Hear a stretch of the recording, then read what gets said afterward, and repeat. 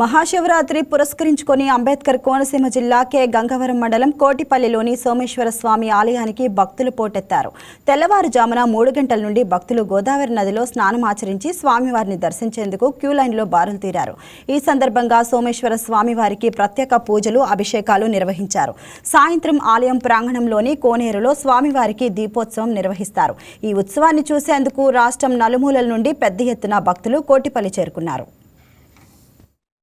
కోటిపల్లిలో దర్శనంలో మనం మహాశివరాత్రి బందోబస్తు కోసం ఏర్పాట్లన్నీ కూడా పటిష్టంగా చేయడం జరిగింది. కోటిపల్లిలో ఈ సంవత్సరం లాస్ట్ నుంచి కొలిస్తే ఒక 50 మందిని బందోబస్తు కోసం ఎక్కువగా డిప్లాయ్ చేయడం జరిగింది. అట్లనే మనం పార్కింగ్ ప్లేసెస్ కూడా ఇంకా 2 ఎక్స్ట్రా పార్కింగ్ ప్లేసెస్ ఐడెంటిఫై చేసి భక్తుల సౌకర్యార్థం ఏర్పాటు చేయడం జరిగింది. అలానే క్యూ లైన్స్ కూడా లాస్ట్ టైంతో కొలిస్తే ఒక 500 మీటర్స్ వరకు ఇంకా ఎక్స్టెండ్ చేసి బ్యారికేడింగ్ కూడా మనం ట్రిపుల్ బ్యారికేడింగ్ చేయించి ఇంకా భక్తులతో అతి త్వరగా స్వామివారి దర్శనం చేసుకోవడానికి వీలుపరచడం జరిగింది. ప్రస్తుతానికి ఇబ్బంది ఏం లేదండి, అన్ని చోట్ల కూడా పీస్ఫుల్గా దర్శనం జరుగుతుంది. క్యూ లైన్స్ కూడా ఫ్రీగా మూవ్ అవుతున్నాయి.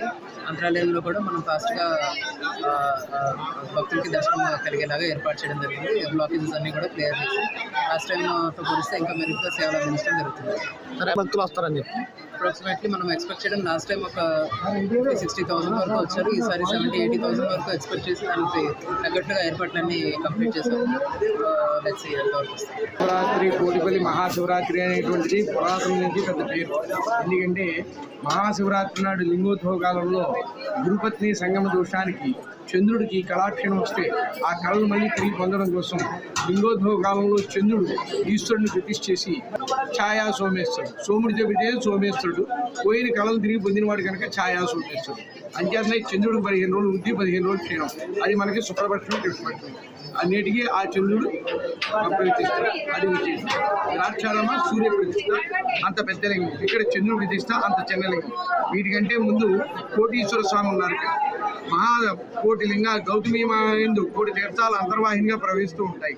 అందు గురుపత్ని సంగమ దోషానికి గౌతమి వారి భార్య అహల్యతోటి ఇంద్రుడు గోడై కూసి ఆయన రూపంలో పొందాలనుకున్నప్పుడు ఇంద్రుడు గౌతముడు గ్రహించి ఇంద్రుడిని శిపిస్తాడు.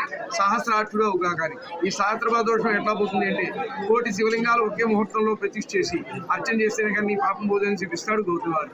అప్పుడు స్వామి, ఒక లింగానికి ఒక ముహూర్తంలో ఒకటే చేయలేము, కోటి లింగాలు ఒక ముహూర్తంలో ఎట్లా స్వామి, దీనికి ఏదైనా ఉపాయం చెప్పి నాకు శాప విమోచన చేయాలని ప్రార్థిస్తారు. అయితే ఈ దేవాతీరే తపఃపుర్యాత్ మరణం జాహ్నవీతటే దానం దద్యాత్ కురుక్షేత్రే గౌతమ్యాం త్రితయం వరం. అంటే మళ్ళీ కోటీశ్వరుడికి అవతల పక్క ముక్తీశ్వరుడికి కోటీశ్వరస్య దక్షిణే భాగే ముక్తీశ్వరస్య తదోత్తరే గౌయూతి మాత్ర గాంగేయం తత్ర ముక్తిర్ న సంశయ.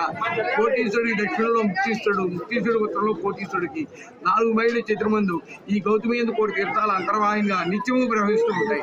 అంచేత అక్కడ స్నానం చేసి ఒక్క లింగం ప్రతిష్ఠ చేస్తే కోటి లింగాలు చేసి ఫలితం పొందుతామని చెబుతారు గౌతమి. అప్పుడు ఇంద్రుడు అట్లా చేసి తన శాప విముక్తి పొందుతాడు. అందుచేత కోటి లింగాలు బదులు చేసిన వాడు కనుక ఈ కోటీశ్వరుడు. దీని యోగలింగం క్షేత్రమందు సుకృతం వాపు దుష్కృతం, ఏమైనా కోటి ఫలితమే. కోటి ఫలితాలు ఇచ్చేది కోటి పల్లి. అది వాడుకలో పల్లి పిల్లి అయిపోయింది, కోటి పల్లి. Please subscribe to YK TV Network. Please subscribe to YK TV. Please watch YK News. Don't forget to subscribe YK News channel.